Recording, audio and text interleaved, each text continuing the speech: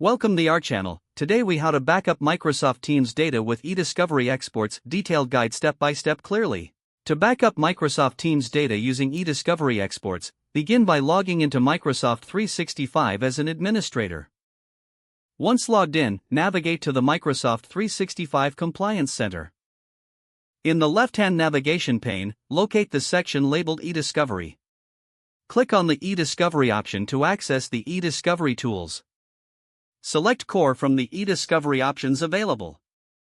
Click on the Create button to start a new eDiscovery case. Provide a suitable name and description for the case, then click Next. In the review screen, verify the details you have entered. Click on Submit to create the eDiscovery case. Now, open the newly created case by clicking on its name from the list. Once the case opens, navigate to the Search tab. Click on New Search to set up a search for Teams data. In the search criteria, define the search parameters relevant to the data you wish to backup. Select the locations you want to search, including Microsoft Teams, SharePoint sites, or OneDrive. For Teams data, ensure you include the appropriate sites associated with your Teams channels. Set additional filter criteria such as date ranges or specific keywords as necessary. Once your parameters are configured, click on Search to execute the search. Wait for the search to complete. This may take some time depending on the amount of data.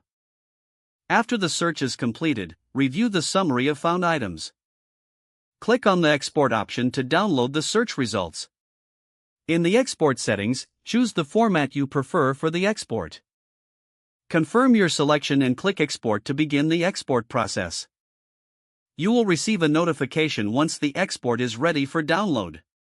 Navigate back to the Export tab to find your completed export. Download the export files to your local machine by following the provided download link.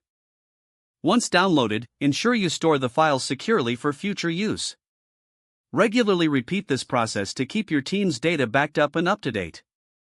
If the page does not load, refresh the browser or try again in a private or incognito window. Make sure you are using the correct email address, then retype it carefully to avoid small typos.